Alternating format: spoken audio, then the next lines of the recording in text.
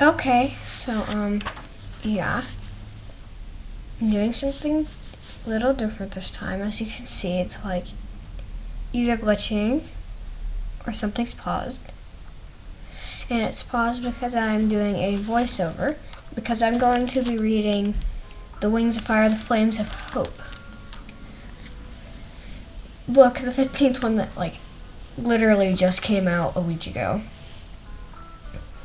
And I wanted you guys to have something to watch while I did it, because, why else? Why would I do it without?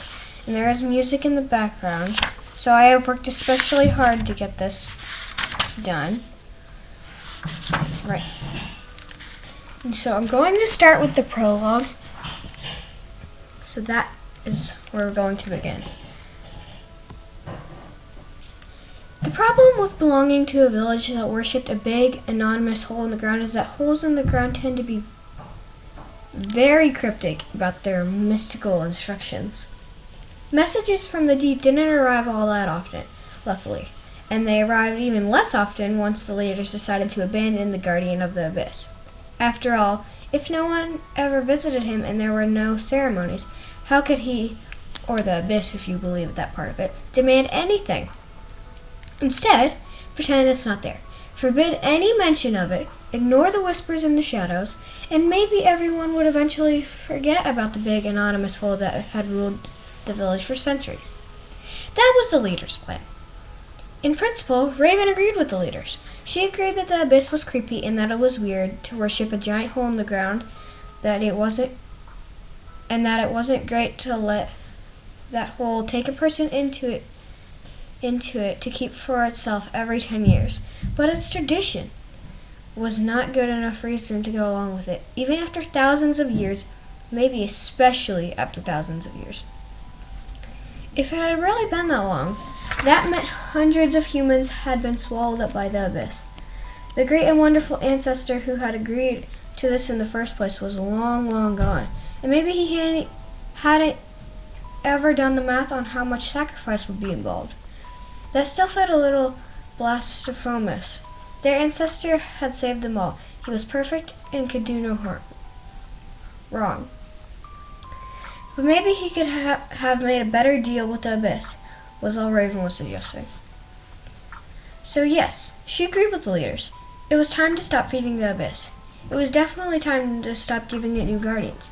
Vol could be the last one ever. But abandoning the Abyss and the whole practice of Abyss worship was one thing. Abandoning Vol himself was too hard and too sad. Once upon a time, Vol had been a normal person. He had been Mole's silly big brother. Funny, charming, really good at climbing sheer rock faces. It wasn't his fault that a green tentacle had reached out of the Abyss and dragged him in during the Guardian's ceremony 4 years ago. No one could ever predict who the Abyss would choose. If Raven were a sinister chasm looking for someone's brain to steal, she would have picked Quartz, who played ball-kicking games all day long and was extremely boring. Quartz could have become guardian and sat beside the Abyss all day staring into space, and it wouldn't be all that different from how he was before. Raven could have gone on with her life just fine if everyone decided to give up on Quartz. She thought probably, even though that idea made her feel a little sick inside. But Vol, if there were a tiny part of him that was still himself in there, she didn't want him to be left alone. She didn't want him to think she'd left him, like everyone else. Mom was the only one allowed to visit him, to bring him food. The leaders couldn't condemn Vol to starving to death, but no one else was supposed to go near him. At first, a few had tried to talk to him, leaving the Abyss and coming back to the village, and that had gone very poorly. The leaders didn't want anyone else to risk getting thrown into the chasm, so when Raven visited Vol, she had to do it in secret.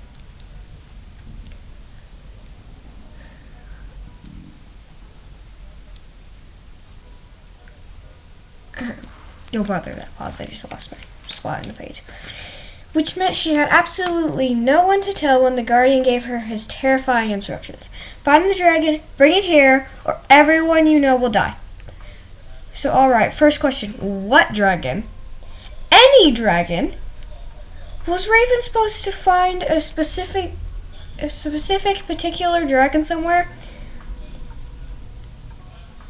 That was the one the abyss wanted, and then what? Tie it up and haul it all the way down to the abyss? Did the abyss think she had superpowers? How was a human supposed to make a dragon go anywhere? And again, what dragon? Saying the dragon sounded nastily specific. The abyss wasn't like, bring me a dragon, as in anyone will do. But if it did want a particular dragon, it needed to give her something to work with. A color, for starters, would be great. How many wings, big or small, alive or dead? Haha, as if Raven could kill a dragon, whether the abyss wanted her to or not. In any case, the abyss had not denied to answer any of these questions. Vol had continued to stare intently over the edge into darkness, ignoring her. So after days of useless thinking and a few unsuccessful experiments, Raven had done the only possible thing. She dragged Mole into her problem. She found him alone at one of the cave lakes, knocked him over, and sat on him before he could run away. Don't be mad, she started. God, no! Mole gripped his face with his hands. Raven, how about don't do things that make people mad? I didn't do this, she protested. I swear. She squinted up at the ceiling. That is, I did a thing that might make you mad, but not the actual problem I have to tell you about. Is not my fault. Seriously. Can you tell me one thing without telling me the other? He asked. She thought for a minute. Mole lay still on the stone floor underneath her. His fishing net dropped nearby. His arms propped behind his head. He was a little judgmental and too much of a rule follower, but he was smart and still usually the most agreeable person Raven knew. Hypothetically, she said, if you really needed to get a dragon from one place to another, how would you do it?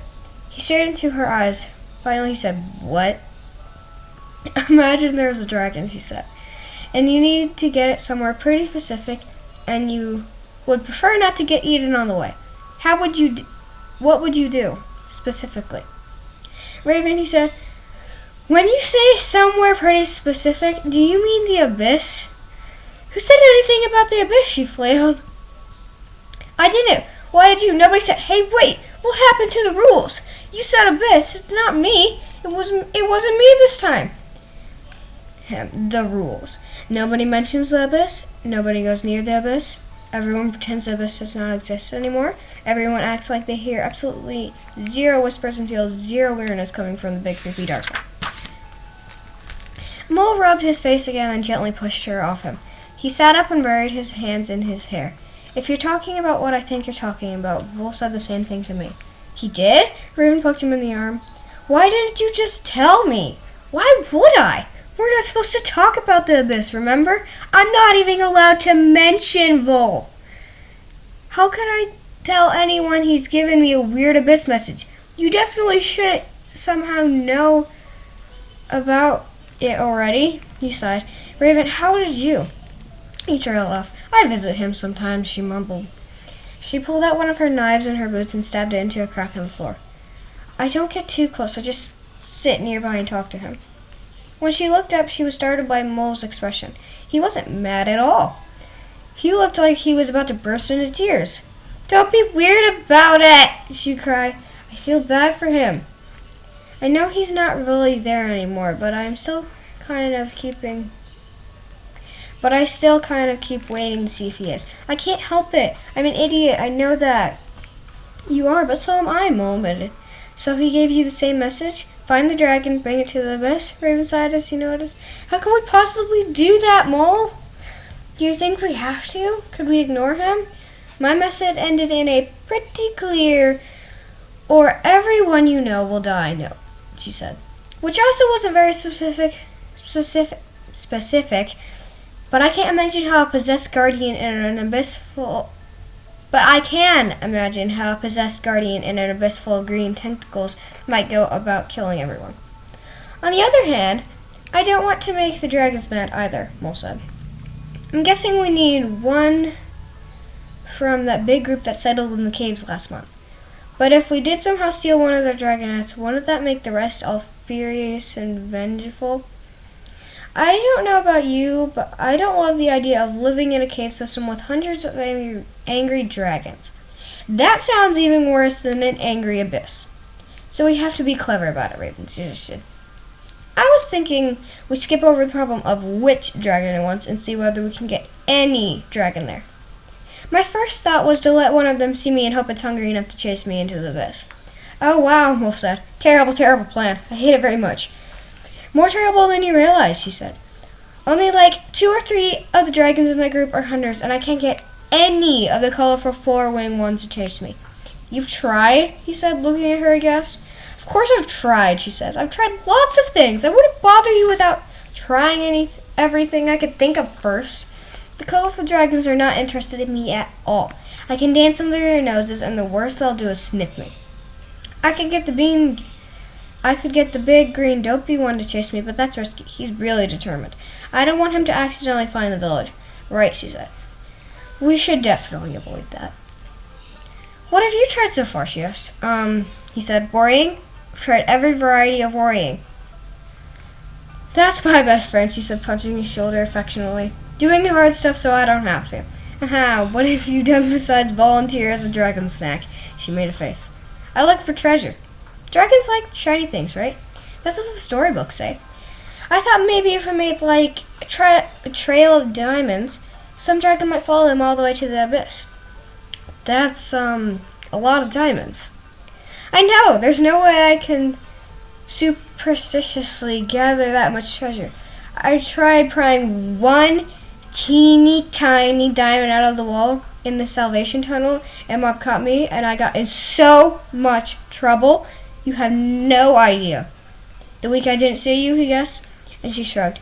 He knew her parents. Solitary confinement was our usual punishment for everything. So what else can we do? Any ideas, she asked. There's that flower juice the doctors use to put people asleep during surgeries. What if I somehow got a lot of that and gave it to a dragon? Maybe you could trick a dragon into eating something so it fell asleep, Mo said pensively. But then you would have to figure out how to move a giant sleeping dragon, Raven. Yes, all right, that's where the plan fell apart in my head too, she said. Unless wheelbarrows. Pulleys? Hypnotize the whole village and have them carry it for me? Okay, fine, too hard.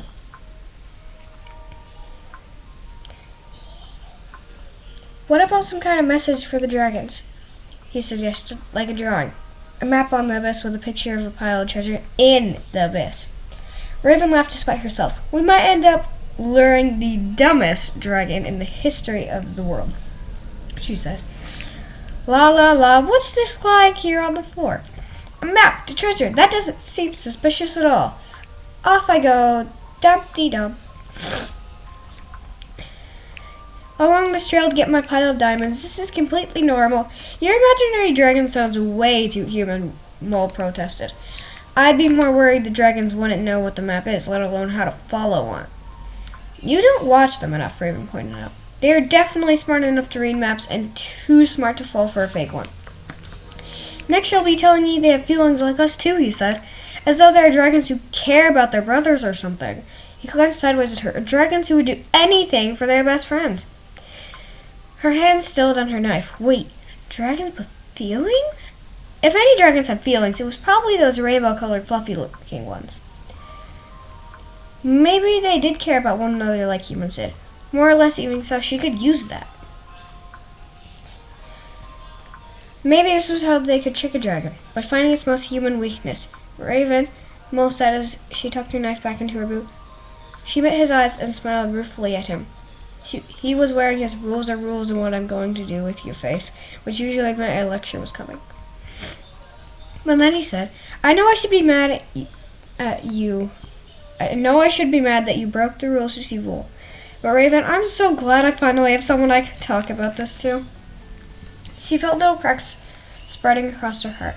Mole had been all alone with the secret, just like she had. He thought the fate of the village and everyone's lives rested entirely on his own thin shoulders. Poor Mole, when he already had so much to deal with, between being Vol's sole caretaker and the only remaining son and heir of the leaders. She put one arm around him, and he rested his head against hers. "We'll figure this out together," she promised. "You don't have to do it alone. I have a new idea." "Uh-oh," he said, and they both laughed. He reached across her and took her free hand in both of his. "Raven, why do you think the Abyss is looking for a dragon, now after all this time?" "I don't know," she said. "That seems like the dragon's problem, not mine." "It's one of those things I've been worrying about," he said. "Like, if the Abyss is angry, is it a good idea to give it a dragon? What is it going to do to the dragon? And if dragons have feelings like humans," Raven thought, I want to be given to a sinister Abyss."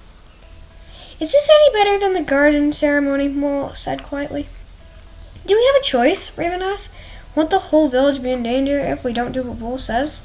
Mole frowned. Raven instinctively reached to rub his temple the way his brother used to. "Listen, whatever's going on with the Abyss and the dragons, maybe this will fix it," she said.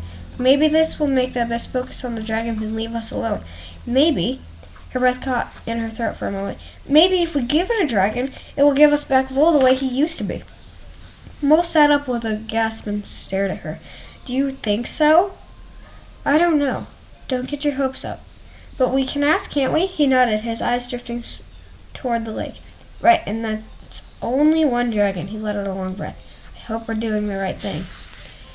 And that is the end of the prologue. So, part 1 is the land across the sea.